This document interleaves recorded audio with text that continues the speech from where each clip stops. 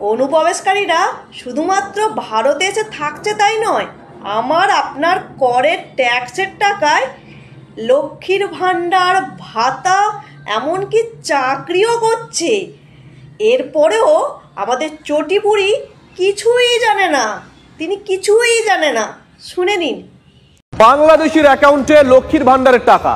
টিভি9 বাংলায় চাঞ্চল্যকর স্বীকারোক্তি বাংলাদেশি অনুপ্রবেশকারী।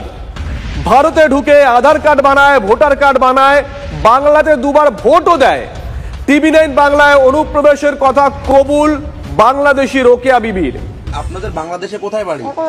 সাতক্ষীরা জেলা। আধার কার্ড ভোটার কার্ড তৈরি করেছেন? ওই সবে করিলাম। ব্যাংকের অ্যাকাউন্ট করেছিলেন? ছিল। লক্ষ্মীর ভাণ্ডারে কত টাকা পেতেন? 500 টাকা পেতাম প্রথম, তারপরে কয়েকদিন 1000 টাকা দিল। আচ্ছা, ভোট দিয়েছিলেন? ভোট 2 বার দিলাম। আচ্ছা, ফিরে যাচ্ছেন কেন? 2002 সালের না থাকলে ভোটের তালিকায় না থাকলে অসুবিধা হবে, তারপরে তাই।